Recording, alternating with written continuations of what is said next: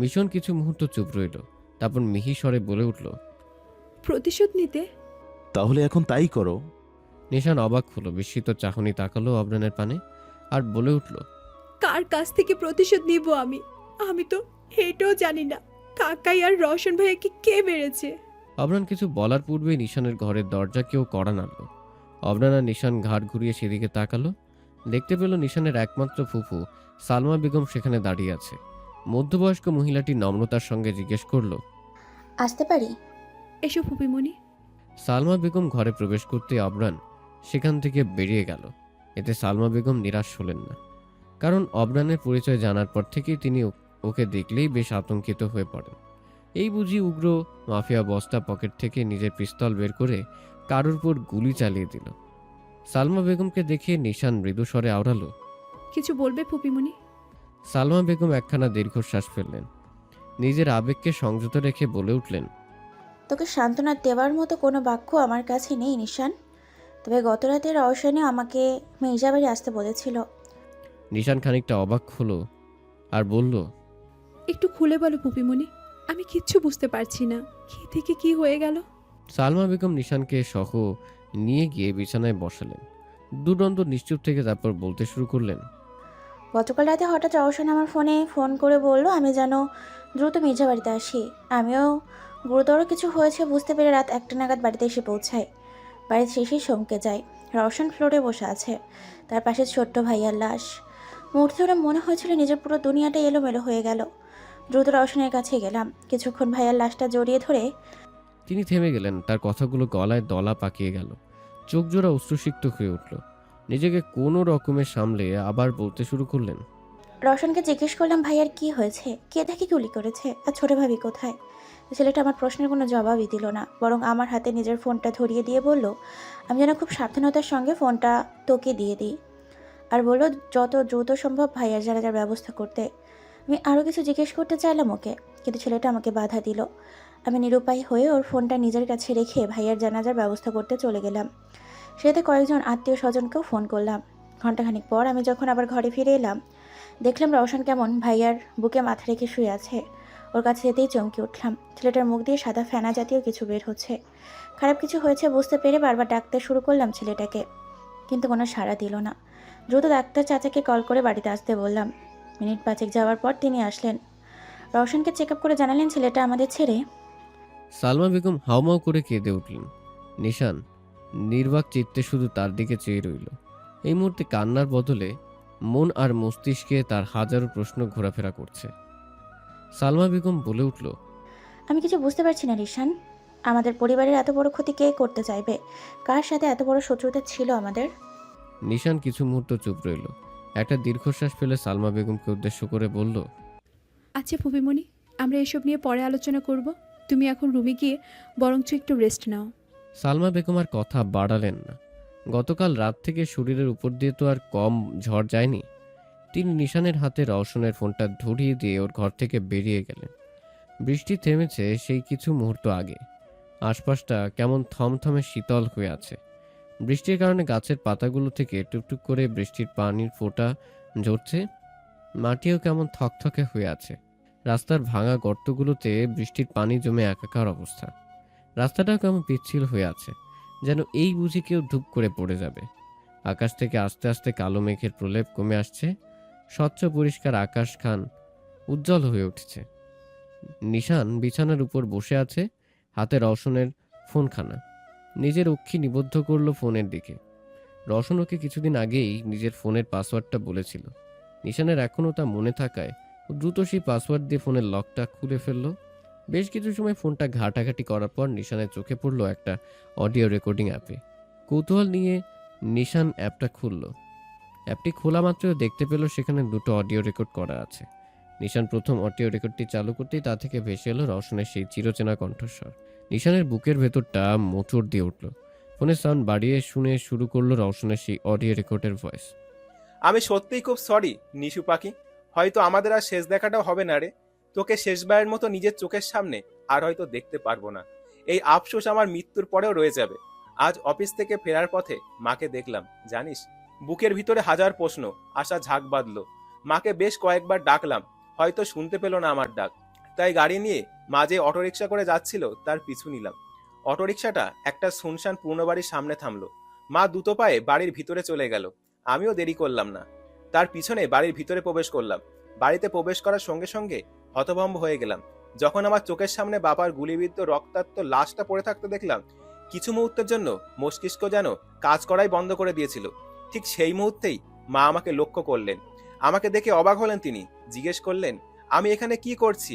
আমি তার প্রশ্নের জবাব না দিয়ে তাকে জিজ্ঞেস করলাম, বাবার এই অবস্থা কি করে হলো? মা কেন তাকে হসপিটালে নিয়ে যায়নি? তারা কেন পালিয়ে এলো জেলখানা থেকে? আমি একের পর এক প্রশ্ন করে গেলাম, কিন্তু মা এসবের কোনো পাল্টা জবাব দিল না। আমি মায়ের কাছে যেতে চাইলাম, তিনি আমায় বাধা দিলেন। মা বলে ডাকলাম তাকে, তিনি আমার কাছ থেকে মুখ ফিরিয়ে নিলেন। বললেন, তিনি আমার আপন মা নন, তিনি আমার সৎ মা। কথাটা শোনা মাত্রই পুরো পৃথিবীটা যেন পর মনে হলো। নিজের কানকে বিশ্বাস করতে পারছিলাম না। চোখ জোড়া অশ্রুতে টলমল করে উঠল, কিন্তু তা দেখে তার একটু কষ্ট হলো না। তিনি বললেন, আমার জন্মের পরই নাকি আমার হতভাগিনী মা গত হয়েছিল। তারপর বাবা তাকে আমার দেখাশুনো করার জন্য বিয়ে করেছিলেন। বিশ্বাস করো নিশু, কথাগুলো আমার কাছে বিষের মতো লাগছিল। কেমন মিথ্যে মিথ্যে লাগছিল, কিন্তু তার একটা কথাও মিথ্যে ছিল না। যাকে সারাটা জীবন নিজের মা হিসাবে জেনে আসলাম, সে আসলে আমার সৎ মা ছিল। আমি তাকে কিছু বলতে চাইলাম, কিন্তু তার আগে পিছন থেকে কেউ আমার মুখ চেপে ধরে আমার বাহুতে একটা ইঞ্জেকশন পুশ করে দিল। ঘটনা এত তড়িৎ বেগে ঘটল যে আমি কিছু বুঝে উঠতে পারলাম না। ইঞ্জেকশনটা পুশ করার পর লোকটা আমায় ধাক্কা দিয়ে বাবার মৃতদেহের ওপর আর মাকে নিয়ে সেখান থেকে পালিয়ে গেল। আমি লোকটার মুখটা পর্যন্ত দেখতে পারলাম না। আমি কি করব বুঝতে পারছিলাম না। মস্তিষ্ক যেন সম্পূর্ণ খালি হয়ে এসেছিল। শরীরটাও কেমন ঝিমিয়ে আসছিল। বুক আর গলা জ্বলতে শুরু করলো খুব। বুঝতে পারলাম হয়তো ওই ইঞ্জেকশনের প্রয়োজন। সময় নষ্ট না করে বাবা ডেড বডিটা নিয়ে বাড়িতে ফিরে এলাম। তোর ফোনে অনেকবার কল দিয়েছিলাম, কিন্তু বারবারই বন্ধ বলছিল, তাই নিজের ফোনে এই রেকর্ডটা করতে হলো। বুক গলা খুব জ্বলছে রে নিশান, নিঃশ্বাস নিতে খুব কষ্ট হচ্ছে। মনে হচ্ছে প্রাণ পাখিটা এক্ষুনি বেরিয়ে যাবে। জানি না তোকে আর চোখের সামনে দেখতে পারবো কিনা, তবু আজ একটা কথা বলতে চাই। আজ যদি না বলতে পারি তাহলে মৃত্যুর পরেও আমি শান্তি পাবো না। নিশু পাখি, আমি তোকে ভালোবাসি, সেই ছোটবেলা থেকেই, কিন্তু কখনো বলার সাহস হয়ে ওঠেনি। আচ্ছা একটা গান বলি, তুই তো ছোটবেলায় আমার গলায় গান শুনতে খুব ভালোবাসতিস। আজ শেষবারের মতো একটা গান শোনায় কেমন? অডিও রেকর্ড থেকে রওশনের যন্ত্রণায় ছটফট করতে থাকা ভাঙা গলায় ভেসে এলো কিছু সুর। কখনো আকাশ বে চুপ করে যদি নেমে আসায় ভালোবাসা খুব ভোরে। চোখ ভাঙা ঘুমে তুমি খুঁজো না আমায়, আশেপাশে আমি আর নেই। আমার জন্য আলো জেলো না কেউ, আমি মানুষের সমুদ্রে গুনেছি ঢেউ। এই স্টেশনের চত্বরে হারিয়ে গেছি, শেষ ট্রেনে ঘরে ফিরবো না। ছেলেটা থেমে গেল, জোরে জোরে কাশতে শুরু করলো। এখানে রওশনের প্রথম অডিও ভয়েস রেকর্ডটা শেষ হলো। কান্নারত নিশান দ্বিতীয় রেকর্ডটা চালু করলো। তোর জীবনে সুখের কারণ হতে গিয়ে তোর আপনজন হারানোর কারণ হয়ে দাঁড়ালাম আমি। পারলেই হতভাগা আমিটাকে ক্ষমা করে দিস নিশু পাখি। আলবিদা, স্বপ্নের রাজ্যে তেজি রানী। ব্যাস, অডিও রেকর্ডটা শেষ হয়ে গেল। শুদ্ধ পুরুষটা শেষ কথাগুলো কর্ণকুহরে বারবার বেজে উঠল নিশানের। আলবিদা, স্বপ্নরাজ্যের তেজি রানী। নিশান ডিক্রে কেঁদে উঠল। রোম ইতালি বসন্তের আবির্ভাবে যেন দীর্ঘ শীতলতার প্রখর শেষ করে একফালি রোদ্দুরের মৃদু আগমন ঘটেছে রোম শহরের বুকে। শীতের কুয়াশা সরে গিয়ে শহরটা যেন ধীরে ধীরে নিজের পুরনো রূপ ফিরে পাচ্ছে। প্রাচীন পাথরের দেয়াল, ক্যালসিয়ামের ভাঙা খিলান আর শতাব্দী পুরনো গির্জার সিঁড়িগুলোতে জমে থাকা তুষার গোলে স্বচ্ছ হয়ে উঠেছে। রাস্তার ধারে সারি সারি সাইপ্রেস ও কমলা গাছে কচি পাতা গজিয়েছে। বাতাসে মিশে আছে লেবু ফুলের হালকা গন্ধ আর কফির উষ্ণ ধোঁয়া। ছোট ছোট ক্যাফেগুলোতে লোকজন বসে এসপ্রেসো হাতে গল্প করতে ব্যস্ত হয়ে উঠেছে। তো আবার কর্মরত লোকজন নিজ কর্মস্থলে যাওয়ার উদ্দেশ্যে যাত্রা শুরু করেছে। বারান্দার কার্নিশ ঘেঁষে হেলান দিয়ে বসে আছে এক কেশবতী অষ্টাদশী। বসন্তের এই সুখের দিনেও তার মনের এক কোণে কোনো এক কারণে বিষণ্ণতার মেঘ লেগে আছে।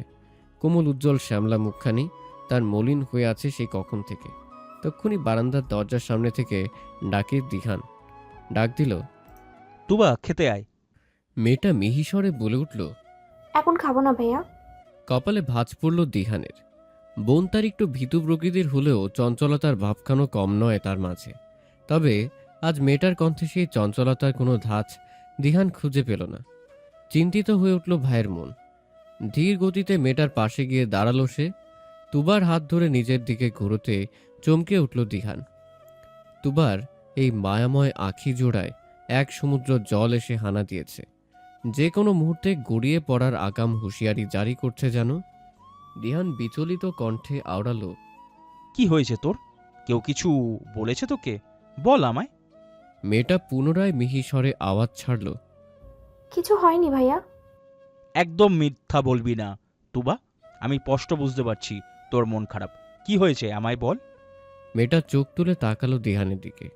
সঙ্গে সঙ্গে তার আখি জোড়া বেয়ে গড়িয়ে পড়ল দুফোঁটা অশ্রুকণা। উজ্জ্বল শ্যামলা গালে যা চিকচিক করে ওঠে মুক্তোর মতো। দিহান আলতো হাতে আদরের ছোটের বোনের চোখের মুছে দিয়ে নরম স্বরে পুনরায় জিজ্ঞেস করল, কি হয়েছে বল আমায়। কেউ বকেছে তোকে? মেয়েটা কাঁদো কাঁদো কণ্ঠে বলে উঠল, আমি আমি একজনকে ভালোবাসি ভাইয়া। তুবার কথা কর্ণাটকে পৌঁছো মাত্রই দিহানের চোখ জোড়া বড় বড় হয়ে গেল। কি বলবে তা যেন মুহূর্তেই গুলিয়ে ফেলল সে। দিহান হতবুদ্ধি নয়নে চেয়ে আছে তার কান্নারত ভীতু বোনের দিকে। ছেলেটা একখান শুকনো ঢোক গেল, তারপর তিত্তির কণ্ঠে প্রশ্ন করল, কাকে ভালোবাসিস তুই? ভীতু মেয়েটার এবার যেন ভয়ে কাঁপাকাঁপি শুরু হয়ে গেল। গলা দিয়ে কোনো বাক্য তার বের হলো না, সব কেমন কণ্ঠনালীতে এসে এলোমেলো হয়ে গেল। দিহান নিজের ধৈর্য হারাতে শুরু করলো, তবে তা তুবাকে বুঝতে দিল না, বরং আরেকটু নরম করে জিজ্ঞেস করলো, বল আমায়, কাকে ভালোবাসিস তুই? আমি বকবো না তোকে, শুধু বল আমায়। রিকা আশরাফিকে। কি? মুহূর্তের মধ্যেই কিংকর্তব্য বিমূঢ় হয়ে গেল দিহান। বাক্যচয়নের ভাষা যেন হারিয়ে ফেলল সে। বিস্মিত চাহনিতে তাকিয়ে আছে তার বোনের পানে। মেয়েটা তার দৃষ্টি সেভাবে খেয়াল না করেই নীরবে কেঁদে যাচ্ছে। দিহান নিজের গর্দান একবার ঝাঁকুনি দিয়ে ধীরে স্বরে বলে উঠল, অভ্রান মেহফিলের বাম হাত, মানে ওই বিশ্বস্ত বডিগার্ড রিকা? তুবা সংকোচবোধ না করেই মাথা নাড়ল। দিহান যেন এবার নিজের সমস্ত ধৈর্য হারিয়ে বসল। চেঁচিয়ে উঠল বোনের উপর, বলল, মাথাটা কি তোর এক্কেবারে গেছে তুবা? ও একটা মাফিয়া, ফায়ার ড্রাগন গ্রুপের সদস্য। জানিস ওরা কতটা নিষ্ঠুর, হৃদয়হীন? তাহলে নিশান আপু কিভাবে জিজুর সাথে সংসার করছে? সবাই নিশান হতে পারে না তুবা, আর নিশান অভ্রান মেহফিল জোর করে বিয়ে করেছে। হ্যাঁ করেছে, কিন্তু এখন ওরা সংসারও তো করছে, তাই না? তুবা! দিহান নিজের হাত উঠল মেয়েটার গালে একখানা ঠাসিয়ে চর মারতে, কিন্তু পারল না। যতই হোক আদুরে বোন তার। ছেলেটা নিজের হাত নিচে নামিয়ে তুবা বোঝাতে চাইল, কিন্তু মেয়েটা বুঝতে নারাজ। দিহান কিছুতেই কিছু বোঝাতে পারছে না। কি করেই বা বুঝবে অষ্টাদশী?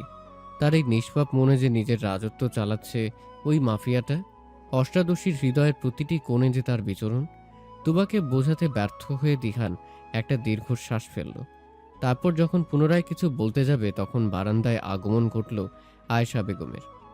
চোখে মুখে ছড়িয়ে আছে দুশ্চিন্তার ছাপ। তাকে দেখে দিহান চুপ হয়ে গেল। দুই ভাই বোনের মধ্যে হওয়া কথোপকথন সে গোপন রাখতে চাইল মায়ের কাছ থেকে, বরং নিজেকে ধাতস্থ করে সে আয়েশা বেগমকে জিজ্ঞেস করল, কি হয়েছে আম্মু? তোমাকে এতটা চিন্তিত লাগছে কেন? রওশন আর রহিম ভাই মারা গেছে। ইন্না নিল্লাহ ওয়াহ ইন্না ইল্লাহি রাজিউন। দিহান আর তুবা অবাক দৃষ্টিতে তাকালো তাদের মায়ের দিকে, যেন এই খবর তাদের বিশ্বাস করতে সন্দিহান হচ্ছে। তুবা চোখ জোড়া আবারও অশ্রু ভরে উঠল।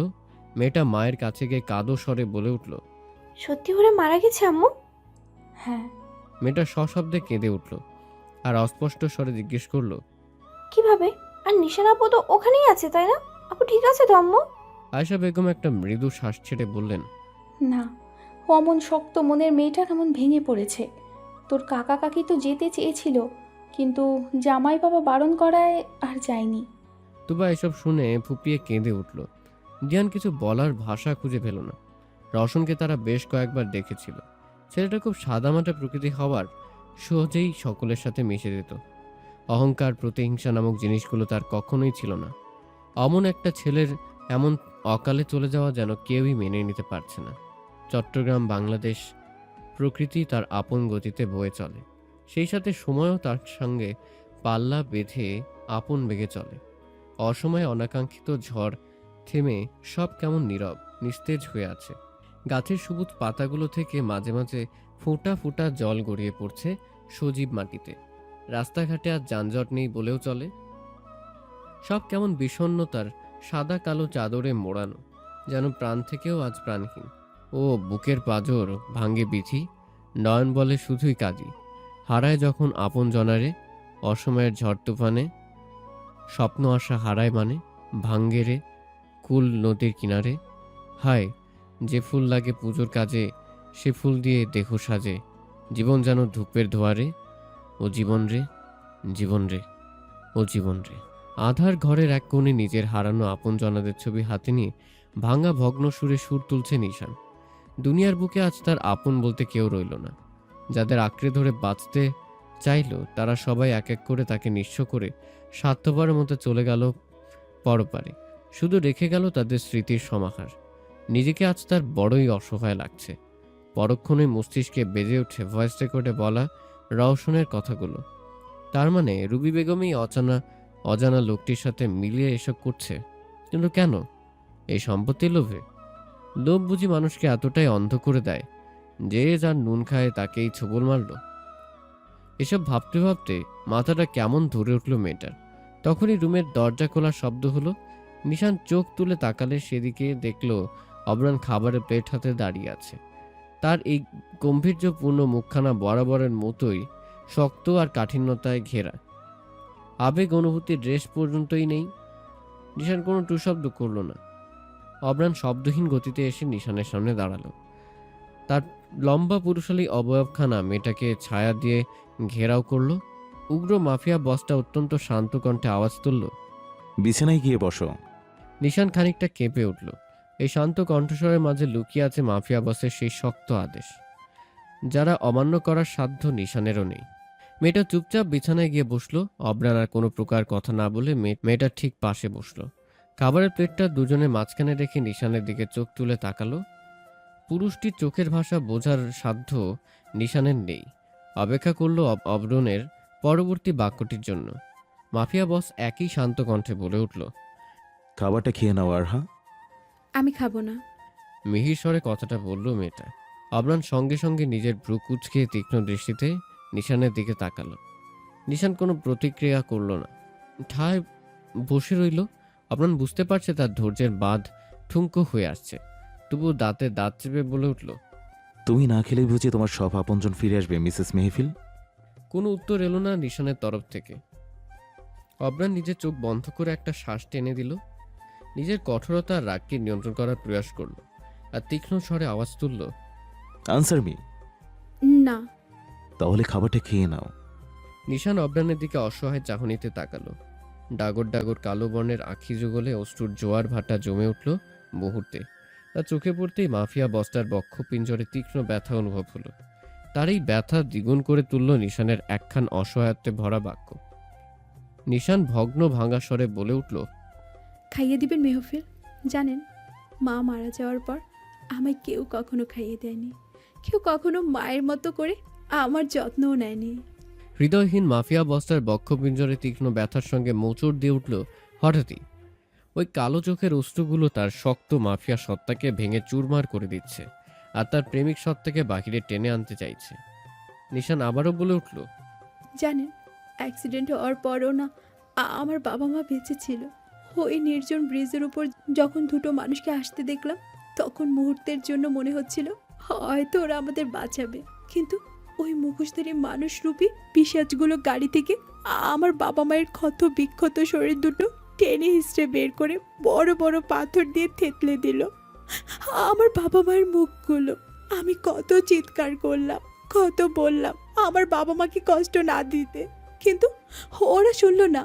একের পর এক আঘাত করেই যাচ্ছিল আমার বাবা মায়ের মুখে। ওদের জানেন একটুও দয়া হলো না। তারপর কি হলো জানেন?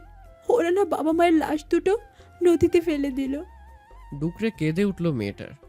নিশানের বর্ণনা শুনে অবরান অবাক হলো না মোটেও, কারণ সে তার মাফিয়া জীবনে এর চেয়েও ভয়ঙ্কর জিনিস দেখেছে। তবে ওই যে তার প্রেমিক সত্তা, এই নারীর চোখের জল সহ্য করতে অক্ষম। আচমকাই অবরান মেয়েটাকে নিজের বুকের সাথে আগলে জড়িয়ে নিল, যেন সব খারাপ হিংস্রতা থেকেই মেয়েটাকে সে রক্ষা করতে চায়। নিশানও নিজের মুখ লুক অবরানের বুকে ফুপিয়ে কেঁদে উঠল। অবরান কিচ্ছু বলল না, কোনো প্রকার সান্ত্বনার বাণীও শোনালো না তাকে, শুধু চুপচাপ মেয়েটার মাথায় হাত বোলাতে থাকলো। বেশ কিছু সময় অতিবাহিত হওয়ার পর নিশান শান্ত হলো, মাথা তুলে অবরানের পানে চাহিল। কান্নার কারণে মেয়েটার চোখ জোড়া ফুলে উঠেছে, নাকের ডগা লাল হয়ে গেছে। নিশান হঠাৎই অবরানের কাছে আবদার করে বসলো। সাহায্য করবেন আমায়? আমি প্রতিশোধ নিতে চাই মেহফিল, না হলে যে আমি শান্তি পাবো না। অবরান কিছু সময় চুপ রইল, তারপর শীতল কণ্ঠে বলে উঠল। আমি তোমার প্রতিশোধ নিতে সাহায্য করব, এখন খাবারটা খেয়ে নাও। তারপর অবরান নিজ হাতে মেয়েটাকে খাইয়ে দিল। নিশানও বাধ্যমের মতো পুরোটা খাবার খেয়ে নিল। খাওয়া শেষে অবরান নিশানের মুখ মুছে দিতে দিতে বলে উঠল। That's my woman. অবরানের এমন প্রশংসিত সম্বোধনে মেয়েটা অজান্তেই লজ্জা পেয়ে গেল। তা দেখে মাফিয়া বস্তার অধরে এক চিলতে মুচকি হাসির পল্লব ফুটে উঠল, যদিও সে তা আবার তার গম্ভীর্যতায় ঢেকে ফেলল, তাই নিশান তা দেখতে পেল না। মধ্যরাতটা যেন ধীরে ধীরে পৃথিবীর উপর কালো চাদর মেলে দিয়েছে। আকাশের চাঁদটাও কেমন নিস্তেজ লাগছে এই সময়। সেই সাথে ছড়িয়ে থাকা দু একটা ম্লান তারা দূর থেকে কাঁপতে থাকা আলো ফেলছে। চারপাশ এতটাই নিস্তব্ধ আর অস্বাভাবিক মনে হয়, হালকা ঠান্ডা বাতাসে গাছের পাতাগুলো থরথর করে কেঁপে উঠছে। দূরে কোথাও কুকুরের ডাক বা ঝিঝি পোকার একটানা আওয়াজ রাতের নিস্তব্ধতাকে আরো গভীর করে তুলছে। সবকিছু যেন থেমে আছে। রাস্তাঘাট ফাঁকা, ল্যাম্পপোস্টের হলুদ আলো জ্বলছে। সেই আলোয় ছায়াগুলো লম্বা হয়ে অদ্ভুত আকৃতি নিয়েছে, যেন কারো অপেক্ষায় দাঁড়িয়ে আছে। প্রতিটি কোণেই একরাশ রহস্য লুকিয়ে আছে যেন। বাতাসে এক ধরনের স্যাঁতস্যাঁতে গন্ধ, মাটির আর রাতের মিশ্রণ, যা মনে অকারণে অস্বস্তি আর কৌতূহল সৃষ্টি করছে। রাতটা আজ যেন শেষ হওয়ার নামই নিচ্ছে না। প্রহর শেষ হচ্ছে, তবুও রাত শেষে ভোরের দেখা নেই। পুরনো ধ্বংসপ্রায় বাড়ির হলঘরের ঠিক মাঝখানে চেয়ারের সাথে হাত বাঁধা অবস্থায় পড়ে আছে নিশান। অচেনা মুখখানি কেমন মলিন হয়ে আছে। ঠিক তখনই মুখের উপর ঠান্ডা তরল পদার্থ অনুভূত হতেই মেয়েটার ধর ফরিয়ে উঠল। পিটপিট করে নিজের চোখের পাতা খুলল। সামনে থাকা ব্যক্তিটিকে দেখে চমকে উঠল মুহূর্তে। সেই সঙ্গে ওর চোখে মুখে ছড়িয়ে পড়ল ক্ষোভ, ক্রোধ আর প্রতিহিংসার অগ্নিশিখা। নিশান চেঁচিয়ে উঠল। চাচিমা, এটা কোথায় নিয়ে এসেছো আমায়? আর কেন বেড়েছো আমার বাবা মাকে? নিজের হাতের বাঁধন খোলার চেষ্টা করতে করতে নিশান ক্ষুব্ধ স্বরে কথাটি বলে উঠল। নিশানের তেজি রূপ দেখে রুবি বেগম অট্ট হাসিতে ফেটে পড়লেন আর নিশানের কাছে এগিয়ে যেতে যেতে বললেন। বোকা মেয়ে, শুধু কি তোর বাবা মাকে মেরেছি নাকি? তোর ওই হাদারাম চাচাটাকেও মেরেছি। ওহ, আবার রওশনকেও। ইস বেচারা। তার এমন স্বীকারোক্তিতে নিশানের গা ঘৃণায় রি করে উঠল। নিশান ক্ষুব্ধ কণ্ঠে আওয়াজ তুলল। লজ্জা করে না তোমার নিজের করা পাপগুলো এমন লেশহীনভাবে স্বীকার করতে? কি করে পারলে তুমি নিজের স্বামী সন্তানকে নিজ হাতে হত্যা করতে? নিশানের কথায় মুখ কুঁচকে ফেললেন রুবি বেগম। নিশানের সামনেই পাতানো চেয়ারটিতে আয়েশি ভঙ্গিতে বসলেন তিনি, আর মুখে একরাশ বিরক্তির রেখা টেনে বলেন। ধুর বালের স্বামী সন্তান, ওরা আমার জীবনের আবর্জনা ছিল। মেরে ফেলেছি, ভালো করেছি। ওই রওশন থুরিয়ে না আমার নিজের ছেলে ছিল। ওই হতভাগার মা তো ওকে জন্ম দেওয়ার সময়ই পটল দূরে ছিল। তারপর তোর ওই গাধা চাচাটা আমায় বিয়ে করলো নিজের ছেলেকে দেখাশোনা করার জন্য। বিয়ের বছর খানেক যাওয়ার পর তোর চাচাকে বললাম এবার আমাদের একটা সন্তান হওয়া উচিত। জানিস তোর এই গাধা চাচাটা কি বললো? বললো রওশন তো আছে, আর অন্য কোনো সন্তান সে চায় না। খুব খারাপ লেগেছিল সেদিন আমার, তবুও কিছু বলিনি। ওই রওশনকে নিজের ছেলের মতো আগলে রেখেছিলাম, এই আশায় যে একদিন এই সম্পত্তির সব ভাগ তো ওই পাবে না। কিন্তু না, তোর বাপটা হতে দিল না। বিজনেস দাঁড় করানোর জন্য তো তোর দাদার সব সম্পত্তি বিক্রি করে দিল। আর তোর ওই হাদারাম চাচাটাও তাতেই তাল মিলালো। যখন তোর বাপের ব্যবসায় উন্নত হতে শুরু করে, তখন তোর বাপ আমাদের একটা ফ্ল্যাট কিনে দেয়, সাথে তোর চাচাকে একটা চাকরির ব্যবস্থা করে দেয়। আচ্ছা তুই বল, একটা ফ্ল্যাট দিয়ে কি জীবন চলে? তারপর না পেরে তোর চাচাকে উল্টোপাল্টা বুঝালাম তোর বাপের নামে। তোর চাচাকে বললাম আমাদের ছেলে তো একটা ভবিষ্যৎ আছে, তাই তার কথা ভেবে হলেও যেন আমার কথাটা শুনে। তারপর তোর চাচা আমার কথা মতো তোর বাপ মায়ের অ্যাক্সিডেন্ট করায়। কিন্তু ভাইকে মারতে চায় না বলে সে ট্রাক ড্রাইভারকে বলে অ্যাক্সিডেন্ট এমন ভাবে করাতে যেন গাড়ির ভিতরে থাকা মানুষগুলোর খুব বেশি ক্ষতি না হয়। কিন্তু এমনটা হলে তো আমার সব প্ল্যান ভেস্তে যেত। তাই তো অ্যাক্সিডেন্ট হওয়ার পর আমি আমার প্রেমিককে নিয়ে আমার নিজ হাতে তোর বাপ মাকে খুন করে নদীতে তাদের লাশগুলো ভাসিয়ে দিয়েছিলাম। এত বড় স্বীকারোক্তি নিজ মুখে দেওয়ার পর রুবি বেগম একখান লম্বা শ্বাস নিলেন। অন্যদিকে নিশান তার দিকে ঘৃণ্য দৃষ্টিতে তাকিয়েছিল। সামান্য সম্পত্তির লোভে মানুষ যে এতটা নিচে নামতে পারে তা সে হয়তো রুবি বেগমকে না দেখলে জানতেই পারত না। নিশানের চোখ জোড়া ক্ষুব্ধতায় অশ্রুসিক্ত হয়ে উঠল। মেয়েটা দাঁতে দাঁত চেপে বলে উঠল, তোমাকে এসব করতে কে সাহায্য করেছে? কে সেই তোমার প্রেমিক? আরে নিশান মামুনি, তোমার তো দেখি আমাকে দেখা যাওয়ার তরই সইছে না।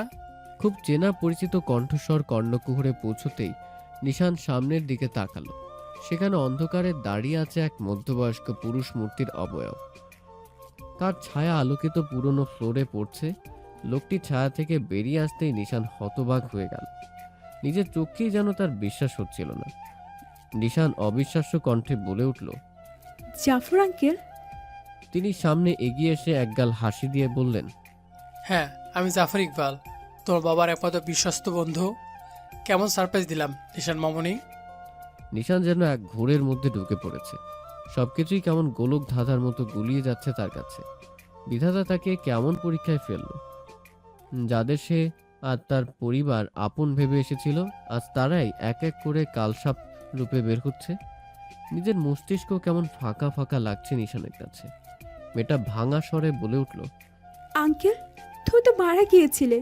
পুলিশ তোমার লাশটা পর্যন্ত খুঁজে পায়নি। সব সাজানো নাটক ছিল। মরলে তারা নিশ্চয় আমার মৃতদেহ খুঁজে পেত, কিন্তু আমি বেঁচে আছি। সবার থেকে নিজেকে আড়াল করে রেখেছিলাম, তাই কেউ আমার খুঁজে পায়নি। এই বলেই তিনি সশব্দে হেসে উঠলেন। তার সঙ্গে হেসে উঠলেন রুবি বেগম। তাদের হাসির শব্দ যেন নিশানের কাছে বিষের মতো লাগছে। ও হুঙ্কার ছাড়ল, কেন করলে এমন? কেন এই যখন মহিলার সাথে হাত মিলিয়ে আমার পুরো পরিবারকে শেষ করে দিলেন? কি শত্রুতা ছিল আমার পরিবারের সাথে আপনার? আপনি তো বাবা বিশ্বস্ত বন্ধু ছিলেন, এইভাবে আপনি আপনার বন্ধুত্বের পরিচয় দিলেন?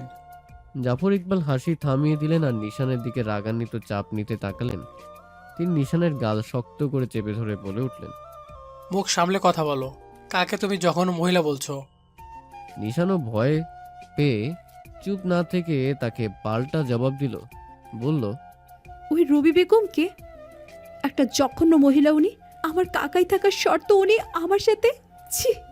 নিশানের কথাটি শেষ হওয়া মাত্রই জাফর ইকবাল তার গালে ঠাসিয়ে একখানা চড় বসিয়ে দিলেন।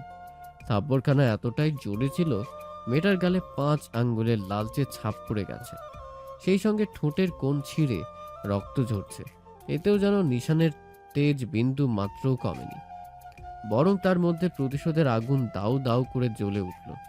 জাফর ইকবাল চেঁচিয়ে উঠলেন, ও আমার প্রেমিকা, একদম বাজে নামে সম্বোধন করবে না ওকে, না হলে তোমার জিপ টেনে ছেড়ে ফেলবো।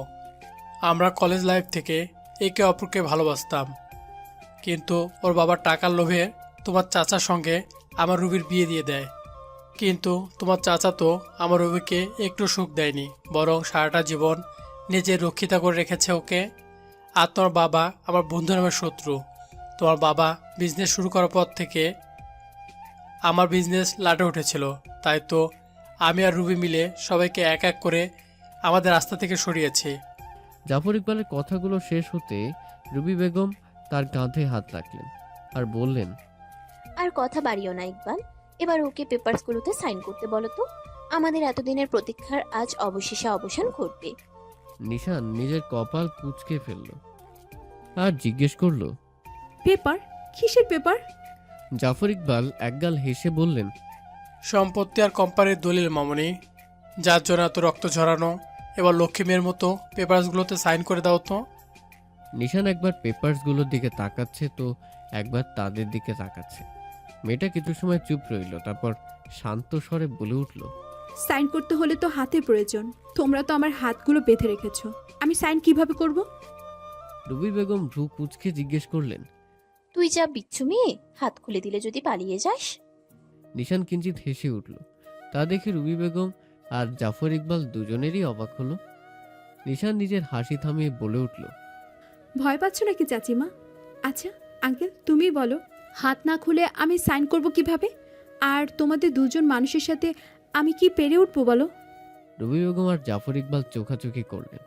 মেয়েটার কথায় যুক্তি আছে দেখে জাফর ইকবাল ধীর পায়ে গিয়ে নিশানের হাতের বাঁধ খুলে দিল। ব্যাস, নিশান তো এরই অপেক্ষায় ছিল। রুবি বেগম নিশানের কাছে পেপারসগুলো দিতেই মেয়েটা চোখের পলকে এক এক করে সবগুলো পেপার ছিঁড়ে ফেলল। তা দেখে জাফর ইকবাল আর রুবি বেগম কিং কর্তব্য বিমূঢ় হয়ে গেল। মেয়েটার সাহস দেখে তারা অবাক না হয়ে পারল না। ঠিক সেই মুহূর্তেই সিঁড়ির উপর থেকে একখান গম্ভীর আবেগহীন কণ্ঠস্বর ভেসে এলো। বাহ, আমাকে ছাড়াই খেলা তো দূর এগিয়ে গেছে। বউ, ইউ আর জিনিয়াস। তার কণ্ঠস্বর কর্ণপাত হতেই রুবি বেগম আর জাফর ইকবাল সেদিকে তাকালো। এদিকে নিশানের ঠোঁটের কোণের বাঁকা হাসির রেখা ফুটে উঠল। শুনশান জনমানব শূন্য স্থানে দাঁড়িয়ে আছে এক বিশাল আকৃতির ধ্বংসপ্রায় পুরনো অট্টালিকা, যা মূলত একসময় নিশানের দাদা মির্জা সজীব সাহেবের নামে ছিল, যা গত 12 বছর ধরে এমন ধ্বংসাত্মক অবস্থায় পড়ে আছে। এই 4 দিন রুবি বেগম আর জাফর ইকবাল এই অট্টালিকায় লুকিয়েছিলেন। তাদের উদ্দেশ্য ছিল নিশানকে সম্পূর্ণভাবে ভেঙে ফেলতে। তাই তো মেয়েটার সব আপনজনদের মারতে তাদের এত আয়োজন। তারা ভেবেছিল নিশান যখন সবাইকে হারিয়ে নিঃস্ব হয়ে পড়বে, তখন তারা ওকে কিডন্যাপ করে এনে ওর কাছ থেকে সমস্ত সম্পত্তি আর কোম্পানির দলিলে সাইন করিয়ে নেবে। কিন্তু এখন যেন হিতে বিপরীত হয়ে গেল। ধ্বংসস্তূপের ন্যায় অট্টালিকার হলঘরের ঠিক 3য় সিঁড়ির উপর দাঁড়িয়ে আছে ইতালির সবচেয়ে ভয়ঙ্কর মাফিয়া গ্রুপের মাফিয়া বস অবরান মেহফিল, যার নাম শুনলে পুরো ইতালির মানুষ কেঁপে ওঠে। সেই মাফিয়া বস এই সময় দাঁড়িয়ে আছে রুবি বেগম আর জাফর ইকবালের সামনে। কিন্তু ওই বোকা মানুষগুলো নিজেদের জমকে চিনতে ব্যর্থ। জাফর ইকবাল অবরানের দিকে তাকিয়ে প্রশ্ন ছুড়ল, কে তুমি? কি চাই এখানে? অবরান তাকে সম্পূর্ণভাবে উপেক্ষা করে সিঁড়ি বেয়ে নিচে নেমে এলো। তখন অট্টালিকার আশপাশে লুকিয়ে থাকা মাফিয়া গার্ড রিকা, লিওন আর জেরিন বেরিয়ে এলো। অবরান রুবি বেগম আর জাফর ইকবালের সামনে দাঁড়িয়ে একখান শীতল হাসির পল্লব ঠোঁটের আগায় টেনে জবাব দিল, মাফিয়া বস অবরান মেহফিল, দ্য নাইট মনস্টার, রিমেম্বার? অবরানের জবাবে জাফর ইকবাল হতভম্ব হয়ে গেলেন। আচমকাই অজানা ভয় এসে হানা দিল তার মস্তিষ্কে। পা দুটো হঠাৎই কাঁপতে শুরু করলো। তার এমন অবস্থা দেখে অবরানের ঠোঁটের হাসি খান আরও তীব্র হয়ে উঠল। এদিকে রুবি বেগম কিছু বুঝে উঠতে পারছে না। তিনি চেঁচিয়ে বলে উঠলেন, সে তুমি যাই হও না কেন, তাতে আমার কিছু যায় আসে না। এখান থেকে যাও তো। অবরানের শীতল হাসিখানা বাঁকা হাসির রূপ ধারণ করলো। সে তীক্ষ্ণ স্বরে বলে উঠল, your time is over dear চাচি শাশুমা। আমার বোর্ড যে ক্ষতি করার চেষ্টা করবে তাকে মরতে হবে। রুবি বেগম খানিকটা কেঁপে উঠলেন মনে হলো, তবু নিজেকে শান্ত রেখে বলে উঠলেন, তুমি এসব ঝামেলায় কেন নিজেকে জড়াচ্ছ? বারে, যেখানে আমার বউ থাকবে সেখানে তো আমিও থাকবো, তাই না চাচি শাশুমা? এটা যেন বাংলা ভাষায় কিরিক। অবরানের পাশ থেকে রিকা একগাল হাসি দিয়ে বলে উঠল, স্বামী ধর্ম বস। কারেক্ট। তো শাশুমা, আমি তো এখানে সেই ধর্ম পালন করতে এসেছে। রুবি বেগম কিছু বলতে গেলে জাফর ইকবাল তাকে থামিয়ে দেয় আর শুকনো ঢোক গিলে কাঁপা কণ্ঠে বলে উঠল, আপনি নিশানকে নিয়ে যান, আমরা ওর কোনো ক্ষতি করব না। রুবি বেগম বিস্মিত দৃষ্টিতে তাকালেন তার দিকে। তা দেখে জাফর ইকবাল তার কানে কানে ফিসফিসিয়ে বলে উঠলেন, উনি ইতালির সবচেয়ে বিপজ্জনক মাফিয়া বস। এই নিশান বেছে বেছে ওকে বিয়ে করতে গেল। এখন কোনো রকমে এখান থেকে বাঁচতে পারলেই হলো। তোমাদের ধরার জন্য এত প্ল্যান করলাম, আর তোমরা এখন কি না পালাতে চাইছো আঙ্কেল? নিশানের বিদ্রুপাত্মক বাক্যে চমকে উঠল জাফর ইকবাল আর রুবি বেগম। দুজনেই অবাক হয়ে তাকালো মেয়েটার দিকে। নিশান তাদের চাহনি দেখে ক্ষীণ হাসল। তার বলে উঠল, বুঝলে না তো? আচ্ছা, আমি বুঝিয়ে বলছি। এই যে তোমরা আমায় কিডন্যাপ করে এনেছো, এটা আসলে আমাদেরই একটা পাতা ফাঁদ ছিল, আর তোমরা দুজন এতে নিজ ইচ্ছে পা বাড়িয়েছ। রুবি বেগম বিভ্রান্ত হয়ে বলে উঠলেন, মানে আমি জানতাম তুমি আমার কোনো ক্ষতি করার অবশ্যই চেষ্টা করবে। তাই তো মেহফিলকে বলেছিলাম বাড়ির সিকিউরিটি কমিয়ে দিতে, আর বাড়ির পেছনের গেটে যেন কোনো গার্ড না থাকে, কারণ তুমি যে বাড়ির পেছনের গেট দিয়ে ভেতরে প্রবেশ করবে সেটা আমি খুব ভালো করেই জানতাম। আর দেখো, তাই হলো। তুমি আর জাফর আঙ্কেল বাড়ির পেছনের গেট দিয়ে প্রবেশ করলে, এরপর তোমরা বাড়ির পেছনের দরজা দিয়ে বাড়িতে প্রবেশ করলে, আর আমাকে কিডন্যাপ করে নিয়ে এলে, অথচ কেউ দেখলো না। ইস, তোমরা কি বোকা গো! তোমাদের এই গোবর ঠাসা মাথায় একবারও এটা এলো না যে আড়াল থেকে তোমাদের পদক্ষেপ কেউ পর্যবেক্ষণ করতে পারে। তোমরা তোমাদের ভ্যানে করে আমাকে এখানে কিডন্যাপ করে নিয়ে এলে, আর মেহফিল মাফিয়া গার্ডদের নিয়ে আমাদের ফলো করতে করতে এখানে চলে এলো। চারপাশটা ভালো করে তাকিয়ে দেখো চাচিমা। নিশানের কথায় রবি বেগম ও জাফর ইকবাল আশপাশে তাকিয়ে দেখে পুরো অট্টালিকা মাফিয়া গার্ডরা ঘেরাও করে রেখেছে। দুজনের মনের মাঝে এবার যেন ভয়েরা দল বেঁধে হানা দিয়েছে। রবি বেগম আতঙ্কিত চাহনিতে তাকালো নিশানের পানে। মেয়েটা তার দিকে কেমন অস্বাভাবিক দৃষ্টিতে তাকিয়ে আছে, যেন তাদের এই অবস্থা এমন আতঙ্কিত আর ভয় পেতেও আনন্দ পাচ্ছে। তিনি একখান ঢোক গিলে নিশানের দিকে এগিয়ে গেল আর কাপা স্বরে বলে উঠল, নিশান দেখ, আমি আমি তো তোর চাচি। তার সম্পূর্ণ কথা শেষ হওয়ার পূর্বেই তার গালে ঠাস করে 5 আঙ্গুলের দাগ বসিয়ে দিল নিশান। থাপ্পড় খান এত জোরে ছিল যে রুবি বেগম পড়ে যেতে নেয়, কিন্তু জাফর ইকবাল তাকে ধরে ফেলে। দুজনেই কিংকর্তব্য বিমূঢ় হয়ে তাকিয়ে আছে নিশানের দিকে। এদিকে অবরান সহ উপস্থিত সবাই যেন হাসিতে ফেটে পড়ার উপক্রম। নিশান ক্রোধান্বিত কণ্ঠে আওয়াজ তুলল, একদম নিজেকে আমার চাচি বলে দাবি করবে না। তুমি একটা আস্ত কালসাপ, যাকে আমার পরিবার নিজের আপন করে নিয়েছিল। এই যে মিস্টার ইকবাল, আপনি তো একটা নেমো খারাম। আমার বাবা আপনাকে নিজের বিশ্বস্ত বন্ধু ভাবত, কিন্তু আপনি তো মীর জাফরের মতোই হারামি রূপে বের হলেন। অবশ্য আপনার নামটাও তো জাফর। আপনি তো বিশ্বাসঘাতকতা করবেন, এটা স্বাভাবিক, কিন্তু আমার সহস্বরের বাবা সেটা বুঝতে পারল না। এটাই আফসোস। জঙ্গলের ভেতর অবস্থান করছে অবরান মেহফিলের আর এক পাপের সাম্রাজ্য। চট্টগ্রাম জেলার পাহাড়ি অঞ্চলের দিকে অবস্থিত এক ঘন গভীর জঙ্গলের মাঝে অবস্থান করছে মাফিয়া বসের এক বিশাল অট্টালিকা, যেখানে সে নানান প্রকার ড্রাগ ডিল, অস্ত্র প্রচারের কাজ করে থাকে। সেই সাথে যারা তার সাথে বিশ্বাসঘাতকতা করে তাদের জন্য রয়েছে বিশেষ টর্চার কক্ষের ব্যবস্থা। ইতালি থেকে যখনই সে বাংলাদেশে আসে তখন সে এই জঙ্গলে ঘেরা অট্টালিকায় অবস্থান করে। বাহিরে থেকে অট্টালিকা খানা যত বিধ্বস্ত মনে হয়, তার ভিতরটা ঠিক তার উল্টো। এ যেন কোনো প্রাসাদের থেকে কম কিছু নয় বটে। জাফর ইকবাল আর রুবি বেগমকে মূলত এখন এখানেই আনা হয়েছে। নিশান চুপচাপ শুধু অবরানের সাথে হাঁটছে, কোনো প্রকার কথা বলছে না। রাস্তায় আসার সময় মেয়েটা বেশ কয়েকবার অবরানকে জিজ্ঞেস করেছে তারা কোথায় যাচ্ছে। অবরান প্রত্যুত্তরে শুধু বলেছে নিশান যেন তার উপর ভরসা রাখে, ব্যাস। তারপর থেকেই নিশান চুপচাপ। অবরান একখান দরজার সামনে এসে দাঁড়ালো। রিকার সঙ্গে সঙ্গে দরজাটা খুলতে নিশান আবিষ্কার করলো এক অন্য জগৎ। বিশাল আকৃতির কক্ষে শাস্তি দেওয়ার জন্য বিভিন্ন প্রকার সরঞ্জাম রাখা আছে।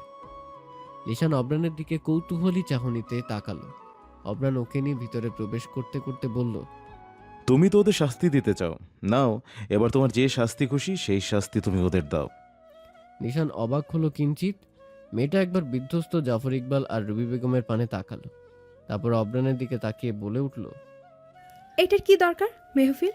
ওদেরকে আমরা পুলিশের হাতে তুলে দিলেই তো হয়ে যায়। অবরানের অধরে ক্রূর হাসির ঝলক ফুটে উঠল। সে শান্ত স্বরে বলল, এটা কি করে হয় লিটল স্নোড্রপ? ওরা তো তোমার পুরো পরিবারকে হত্যা করেছে। সেই হিসেবে তুমি নিজের হাতে ওদের মৃত্যু নিশ্চিত করলে বেশি ভালো হয়। নিশানের চোখ জোড়া ছানা বড়া হয়ে গেল, কারণ সে প্রতিশোধ নিতে চেয়েছিল, কিন্তু কখনো মেরে ফেলার কথা চিন্তা করেনি। এদিকে রুবি বেগম আর জাফর ইকবাল আতঙ্কিত হয়ে উঠলেন। গার্ডদের হাত থেকে নিজেদের ছাড়ানোর চেষ্টা করতে শুরু করলেন, কিন্তু গার্ডদের শক্তির কাছে তারা পেরে উঠছেন না। তারা চিচিয়ে চিচিয়ে নিশানকে এমন কিছু করতে নিষেধ করতে চাইল, কিন্তু তাও করতে তারা ব্যর্থ হলো, কারণ তার মুখে কালো কাপড় দিয়ে বাঁধা ছিল। নিশান অবরানের দুগালে হাত রাখলো আর মৃদু স্বরে বলে উঠল, মেহফিল, আমি এমনটা করতে পারবো না। অবরান ভ্রু কুচকালো, তারপর আবার ঠোঁটের কোণে বাঁকা হাসি টেনে বলে উঠল, ঠিক আছে, তোমাকে কিছু করতে হবে না, যা করার আমিই করব। নিশান অবুঝ চাহনিতে তাকিয়ে অবরানের দিকে। এদিকে অবরান দুজন গার্ডকে ইশারা করলো। অবরানের আঙ্গুলের সামান্য ইশারাতেই গার্ডরা এগিয়ে গেল সামনে থাকা পুলের দিকে। ভারী লোহার রডে বাঁধা কালো জালিটা ধীরে ধীরে সরাতে লাগলো পুলের উপর থেকে। জাল ঘষে ওঠার সঙ্গে সঙ্গে ধাতব কর্কশ শব্দটা চারপাশের নিস্তব্ধতা ধীরে ধীরে ভেঙে দিচ্ছিল। নিশান নিজের কান চেপে ধরল এমন বিরক্তিকর শব্দে। জাল পুরো সরে যেতেই নিচের পানিতে হালকা ঢেউ খেলল। প্রথমে কিছুই বোঝা গেল না, শুধু কালচে স্থির জল।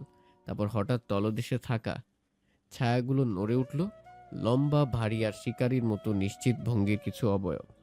একে একে ভেসে উঠল 6টি বিশাল দেহ, কঠিন আঁশে ঢাকা পিঠ, পানির উপর ভেসে থাকা ঠান্ডা চোখ আর নিঃশব্দে খোলা চোয়াল। কুমিরগুলো গোল করে ঘুরতে লাগলো, মাঝে মাঝে লেজের আঘাতে পানি ছিটকে উঠে দেয়ালে লেগে আবার গড়িয়ে পড়ছে।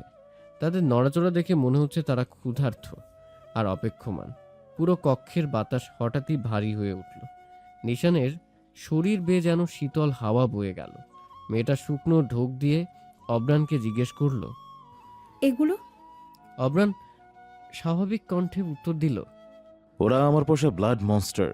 ওরা এই মুহূর্তে ভীষণ ক্ষুধার্ত। নিশানের চোখ জোড়া বড় বড় হয়ে গেল। অবরানের কথার অর্থ বেশ ভালোই বুঝতে পারছে। মেয়েটার অবরানের হাত ধরে বলে উঠল। মেহফিল, আপনি এমন কিছু করবেন না। অবরান নিশানের কথায় কোনো গুরুত্ব দিল না, যেন সে নিশানের বলা বাক্যটি শুনতেই পায়নি।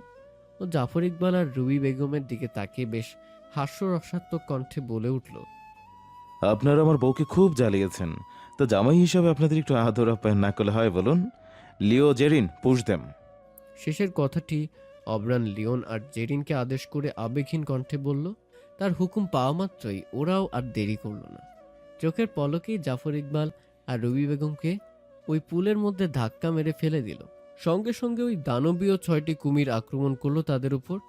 ছিঁড়ে খুবলে খেতে শুরু করলো তাদের দেহগুলো। জাফর ইকবাল আর রবি বেগম বাঁচার জন্য আত্মনাদ করতে শুরু করলো, কিন্তু কোনো লাভ হলো না। কুমিরগুলো তাদের শিকারগুলোকে ছিঁড়ে তাদের ভোজন করতে ব্যস্ত হয়ে উঠল। সারা পুলের পানি লাল রক্তে রঞ্জিত হয়ে উঠল।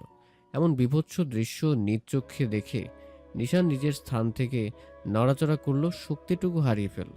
তার শরীর থরথর করছে, কাঁপছে, কিন্তু নড়ার শক্তি পাচ্ছে না। কথা বলার জন্য মুখ খুলতে চাইছে, কিন্তু তার সমস্ত বাক্য কণ্ঠনালীতে দলা পাকিয়ে যাচ্ছে। অবরান পেছন থেকে এসে শক্ত করে ওর কোমর পেঁচিয়ে ধরল। ওর কাঁধে নিজের থুতনি রেখে রুক্ষ কণ্ঠে বলে উঠল। যারা তোমাকে কষ্ট দিবে, তোমায় কাঁদাবে, তাদের সবাইকে ঠিক এইভাবে শাস্তি পেতে হবে। নিষিদ্ধ প্রেম আমার। এই বলেই অবরান পাগলের মতো হেসে উঠল। নিশান বাকরুদ্ধ, শুধু একদৃষ্টে চেয়ে আছে ওই রক্ত রঞ্জিত পুকুরের দিকে। মেহফিল, কেন করলেন এমন? আমরা তো চাইলে ওদের পুলিশের কাছে ধরিয়ে দিতে পারতাম। নিশানের হতবাক কণ্ঠে এমন প্রশ্ন শুনে অবরান শব্দহীনভাবে হাসল। নিজের কণ্ঠস্বর ধীর গতিতে রেখে জবাব দিল। তুমি তো ওদের মারোনি লিটল স্নোড্রপ। ওদের তো এই ব্লাড মনস্টারগুলো ভক্ষণ করেছে।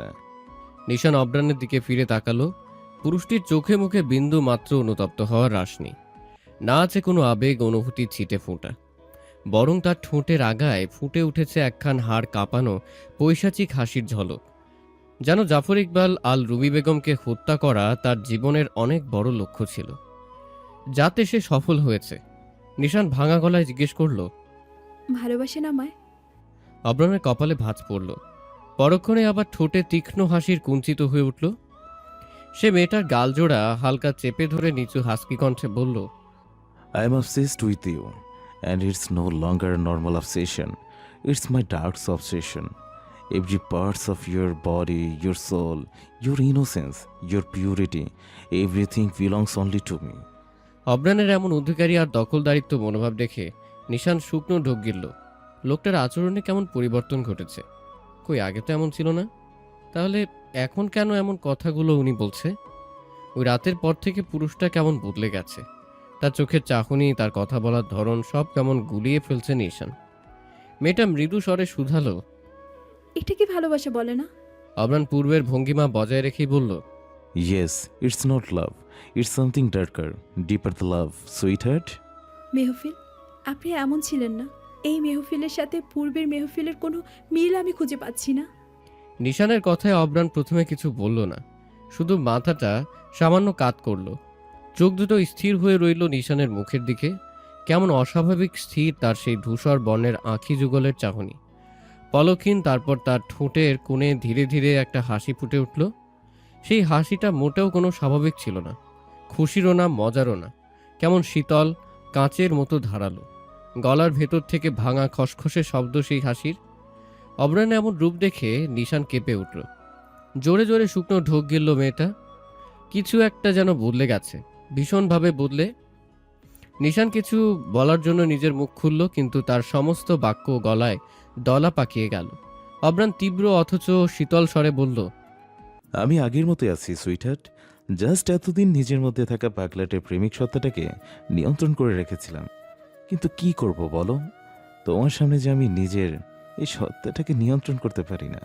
এই বলে অবরান নিশানকে হ্যাচকা টান দিয়ে নিজের একদম কাছে নিয়ে এলো, আর কোনো প্রকার সতর্কতা ছাড়াই মেয়েটাকে নিজের দু বাহুতে তুলে নিল। নিশান জাতক পাখির ন্যায় ছটফট করতে শুরু করলো, কিন্তু তারই চেষ্টা বরাবরের মতোই বৃথা গেল। অবরানোর কানের কাছে নিজের মুখ নিয়ে ফিসফিস করে বলল, তোমাকে যারা কষ্ট দেবে তাদের সবাইকে মরতে হবে, তাই এদের জন্য নিজের অশ্রু ব্যয় করো না, কারণ এটাতেও শুধু আমার অধিকার। নিশান বাকরুদ্ধ হয়ে পড়ল, তার কণ্ঠনালী আড়ষ্ট হলো, কোনো বাক্যতা ভেদ করে বেরিয়ে আসতে পারছে না। সে বরাবরই চাইতো তার জীবনে এমন কেউ আসবে যে তাকে সবকিছুর ঊর্ধ্বে গিয়ে চাইবে, তার জন্য সবকিছু করতে পারবে, কিন্তু আজ যেন তা পেয়েও মনের মাঝে কেমন ভয়েরা হানা দিচ্ছে। ধোঁয়াশার সাদা চাদরে ঢেকে পড়ল তার সকল চিন্তা চেতনা। রাতে নেমে এলে নোম শহরটা অনেক শান্ত হয়ে যায়। দিনের ভিড় আর গাড়ির হট্টগোল ধীরে ধীরে কমে আসে। সরু পাথুরে গলিগুলো শুধু ফাঁকা আলোয় জ্বলজ্বল করে ওঠে। কয়েকটা ল্যাম্পপোস্টের আলো গলির পাশে ধীর স্বরে ছায়া ফেলে। প্রাচীন ভবনগুলো রাতের আলোয় আরও স্পষ্টভাবে দেখা যায়।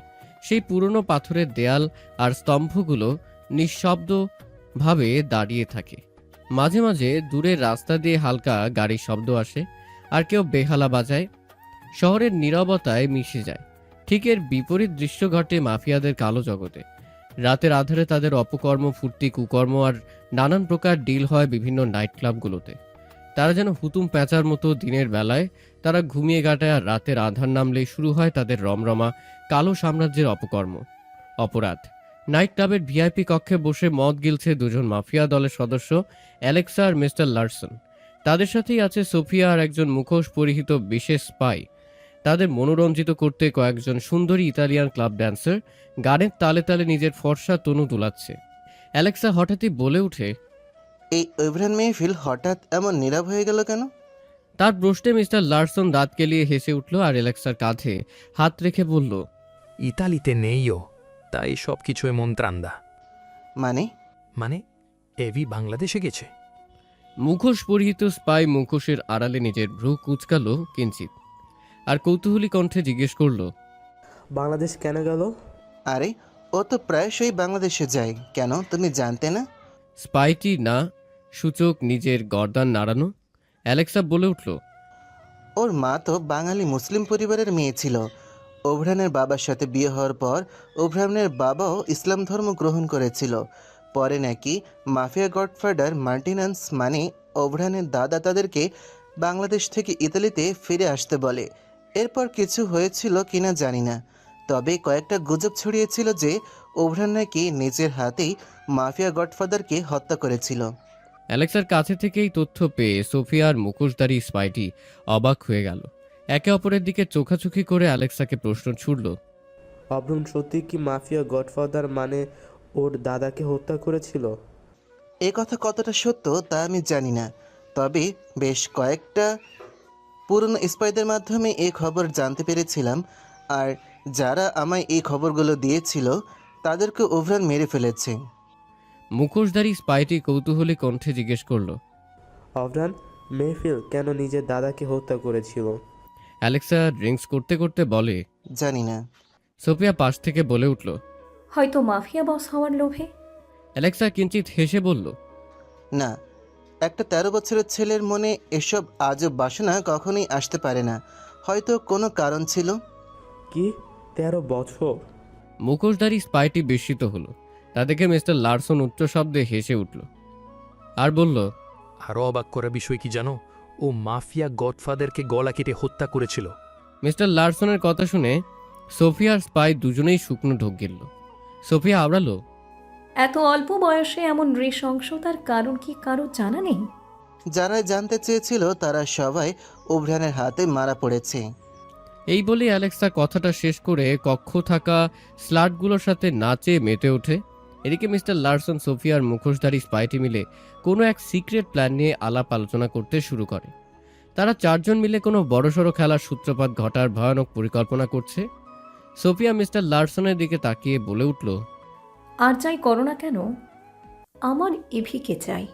মিস্টার লারসন নিজের কপালে একখান চাপড় মেরে খেয়ে খেয়ে উঠল, ওই ছেলে আমাদের বেঁচে থাকা হারাম করে দিচ্ছে, আর তুমি এখনো জেগে জেগে তাকে পাওয়ার স্বপ্ন দেখছো?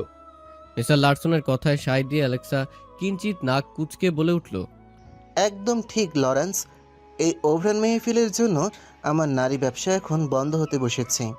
গত সপ্তাহে 200টা মেয়েকে থাইল্যান্ড পাচার করার কথা ছিল, কিন্তু শেষ মুহূর্তে ওই ওভরান মেহফিলের লোকেরা মেয়েগুলোকে উদ্ধার করে তাদের বাড়িতে পৌঁছে দেয়।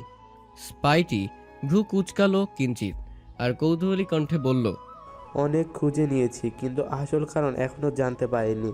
নিজে এত ক্ষমতাধর ডেঞ্জারাস মাফিয়া বস, অথচ নারী পাচার নিয়ে তার এত দ্বিমত কেন? হতে পারে এর সাথে ওর অতীতের কোনো সংযোগ আছে। মিস্টার লারসনের কথায় অ্যালেক্সাও সম্মতি জানালো। এদিকে সোফিয়া এদের কথায় বেশ বিরক্ত হচ্ছে, তবে কিছু বলতেও পারছে না। সে শুধু অবরানকে চায়, তা যে কোনো মূল্যেই হোক না কেন। এবার অবরানের অতীত যাই হোক, তা তার বিন্দু মাত্র মাথা ব্যথা নেই। স্বচ্ছ রাতের আকাশে অজস্র তারারা মিটমিট করে জ্বলছে, তাদের মাঝেই গোলাকৃতির চন্দ্র তার রূপের বাহার ছড়াচ্ছে, ধরণীর বুকে উজ্জ্বল আলো দিয়ে আলোকিত করে তুলছে। জনমানব শূন্য হয়ে গেছে রাস্তাঘাট, কখনো সখনো দু একটা গাড়ি শো করে চলে যাচ্ছে নিজ গন্তব্যে। ল্যাম্পপোস্টের হলুদে আলোয় গাছের ছায়াগুলো কেমন দানবীয় আকৃতি ধারণ করেছে, যেন কারো আশার প্রতীক্ষায় প্রহর গুনছে। থেমে থেমে ভেসে আসছে প্যাঁচার ডাক আর ঝিঝি পোখার ঝিঝি করা শব্দ। রাতের পরিবেশটা কেমন শান্ত, নীরব আর অজানা ভয়ের আশঙ্কা বহন করছে। বিছানায় উপর হয়ে শুয়ে আছে ঘুমন্ত নিশান। অবরানের অমন সাইকো রূপ দেখে মেয়েটা ভয় পেয়েছিল বটে, এই জীবনে মনে হয় এমন ভয় ও আর কখনো পায়নি। তাই ভয়ের চোটে অবরানের কোলেই ঘুমিয়ে পড়েছিল। বাড়ি এসে নিশানকে বিছানায় ঠিকভাবে শুইয়ে দিয়ে অবরান গেছে শাওয়ার নিতে। দুজন পিশাচকে মেরেছে, এখন একটা লম্বা শাওয়ার নেওয়া তো আবশ্যক। শাওয়ার সেরে বাথরুম থেকে বেরিয়ে এলো অবরান। পরনে ধূসর বর্ণের ট্রাউজার আর কালো রঙের টি শার্ট, গলায় একখান তোয়ালে জড়ানো, যা দিয়ে সে তার ঘাড় ছুঁই ছুঁই ঘন কালো চুলগুলো মুছে নিচ্ছে। বিছানার দিকে চোখ পড়তে সে একখান ঢোক গেল। বিছানায় থাকা রমণীকে এই মুহূর্তে তার কাছে ভীষণ আবেদনময়ী লাগছে। অবরান তোয়ালেটা কাউচে ছুঁড়ে ফেলে বেডের দিকে অগ্রসর হলো, তার ধূসর বর্ণের উক্ষি যুগল নিবদ্ধ ওই ঘুমন্ত রূপসীর পানে। অবরান নিশানের পাশে বসে ওর মুখ থেকে চুলগুলো নিজের তর্জনী আঙ্গুল দিয়ে কানের পেছনে গুজে দিল আর মোহনীয় স্বরে ফিসফিসিয়ে বলল, মাই স্লিপিং বিউটি। অবরানের এমন মোহনীয় স্বর ঘুমের মধ্যেও নিশানকে কাঁপিয়ে তুলল। মেয়েটার ঘুমের মাঝেই কম্বল শক্ত করে খামচে ধরল। তার দৃষ্টিগোচর হলো না মাফিয়া বসে। তার ঠোঁটের কোনো এক চিলে বাঁক হাসির পল্লব স্পষ্ট হলো। সে নিশানের মাথায় হাত বুলিয়ে বলল, ভয় পাওয়া তোমায় মানায় না মিসেস মেহফিল। নিশানের ওই ঘুমন্ত পানে একদৃষ্টে তাকিয়ে রইল মাফিয়া বসটা। তারপর ধীরে ধীরে নিজের অধর যুগল এগিয়ে নিল প্রেয়সীর ললাটে। নিজের অধরের উষ্ণ পরশ এঁকে দিল, যেন এই পবিত্র স্পর্শ ধরা সে আবার নিশানকে নিজের বলে দাবি করল। মেয়েটার দিকে তাকিয়ে থাকতে থাকতে তার দগ্ধ হৃদয়ের অতল থেকে বাতাসের বেগে বেরিয়ে এলো একখান আবেশী সুর। কেন মন তারে বারে বারে চায় কথা খোঁজে উতলা ভাষা, সে যে পথ চলে বুকে ঝড় তুলে জেগে উঠে ঘুমনো আশা। উড়ুরু স্বপ্নে এক রোজ কন্যা আসে ফিরে চলে যায়। হঠাৎই দরজায় ঠকঠক শব্দে অবরানের নিজের ঘর থেকে বেরিয়ে আসে। নিজেকে ধাতস্থ করে একবার নিশানের ঘুমন্ত বদনের পানে তাকালো, তারপর বিছানা ছেড়ে উঠে গিয়ে দরজা খুলতে আবিষ্কার করলো রিকাকে, যার মুখের ভাব বরাবরের মতোই গম্ভীর। তার হাতে থাকা ইঞ্জেকশনের সিরিঞ্জটা সে অবরানের হাতে দিল আর অবরানকে উদ্দেশ্য করে বলল, আপনি যেমনটা বলেছেন আমি তেমনটাই করেছি। এবার আপনি শুধু নিশানের শরীরে ইঞ্জেকশনটা পুশ করে দিলেই কাজ হয়ে যাবে। গুড, এবার তুমি যেতে পারো। এই বলেই অবরান দরজা আটকাতে নিলে রিকা আবার জিজ্ঞেস করে বসে, ইঞ্জেকশন দেওয়াটা খুব দরকার। অবরানের বিছানায় থাকা নিশানের দিকে তাকিয়ে বলল, ও আজ যা দেখেছে তারপর আমার সাথে ইতালি ফিরে যেতে নিঃসন্দেহে দ্বিমত পোষণ করবে, যা আমি চাইছি না। তাই এই ঘুমের ইঞ্জেকশনটা ওকে দিতেই হবে। অবরানের কথা বুঝতে পেরে রিকা সম্মতি সূচক মাথা নাড়ল। অবরান তাকে শান্ত স্বরে আদেশ দিল, জেট রেডি করো, আগামী 1 ঘন্টার মধ্যে আমরা ইতালির উদ্দেশ্যে রওনা দেব। জি অবশ্যই বস। তারপর রিকা চলে গেল নিজের কাজ সম্পূর্ণ করতে, আর অবরানের ঘরের দরজা বন্ধ করে বিছানার দিকে এগিয়ে গেল। ঘুমন্ত নিশানের মুখের দিকে তাকিয়ে ক্ষীণ হাসল আর তিতির কণ্ঠে বলল, I am not sorry for this and I never will be. তীব্র মাথা যন্ত্রণা নিয়ে ঘুম ভাঙল ঘুমন্ত রানীর। পিটপিট করে নিজের কালো বর্ণের নয়নজোড়া খুলতেই চমকে উঠল সে। একবার নিজের দিকে তাকিয়ে তারপর আবার অবস্থানরত কক্ষটির চারপাশে নিজের অক্ষি প্রদক্ষিণ করল মেয়েটা। সে জেগে জেগে স্বপ্ন দেখছে নাকি এটা বাস্তব তা বুঝতে পারছে না। এটা তো সেই অবরানের মাস্টার বেডরুম, কিন্তু এখানে কি করে এলো? ও তো বাংলাদেশে ছিল, নিজের রুমে ঘুমোচ্ছিল। আর কিছু না ভেবে সে বিছানা ছেড়ে উঠে দাঁড়ালো। তৎক্ষণাৎ মাথাটা কেমন ঘুরে উঠল তার। নিজের সাথে এসব কি হচ্ছে তা বুঝে উঠতে পারছে না নিশান। তক্ষুনি দরজা খুলে অবরান ঘরে প্রবেশ করলো।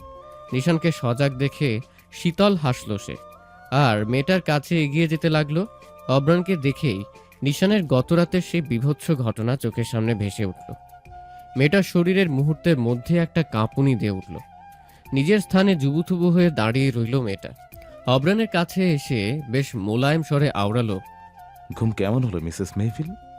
নিশান একখান শুকনো ঢোক গিলে পাল্টা প্রশ্ন ছুড়ল। আমরা তো বাংলাদেশে ছিলাম, তাহলে কখন ইতালিতে আসলাম? অবরান সাবলীল ভঙ্গিমায় উত্তর দিল, যখন তুমি ঘুমাচ্ছিলে। আমার ঘুম এতটাও তীব্র না যে আমার আশেপাশে কিছু ঘটলে আমি টেরই পাবো না। কারেক্ট, তার জন্য গতরাতে তোমায় ঘুমের ইঞ্জেকশন দিয়েছিলাম, যাতে তুমি শান্তিতে ঘুমাতে পারো আর আমি কোনো ঝামেলা ছাড়াই তোমাকে এখানে নিয়ে আসতে পারি।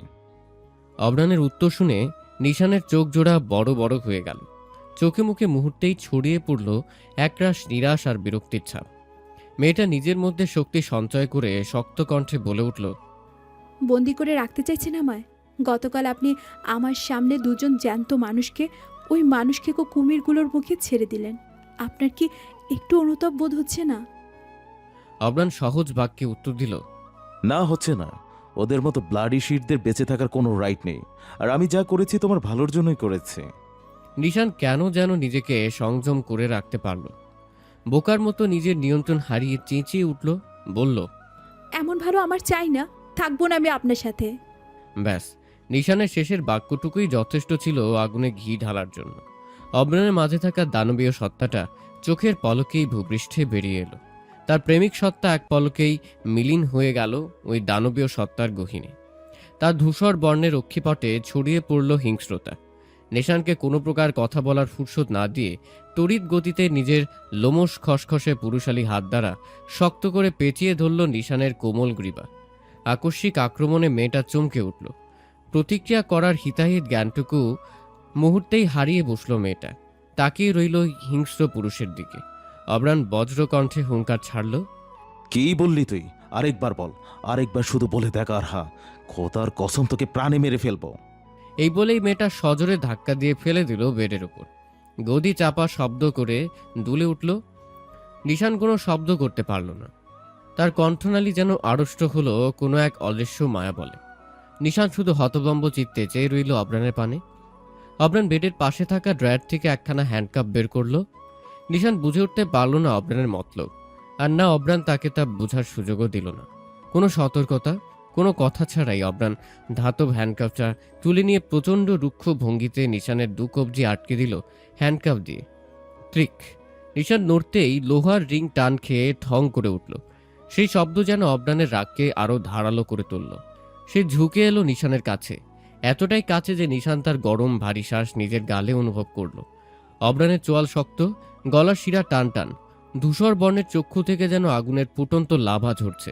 তার চোখে এই মুহূর্তে কোনো মানবিকতা নেই, শুধু আছে দখলদারিত্ব আর নিয়ন্ত্রণের হিংস্র তাড়না।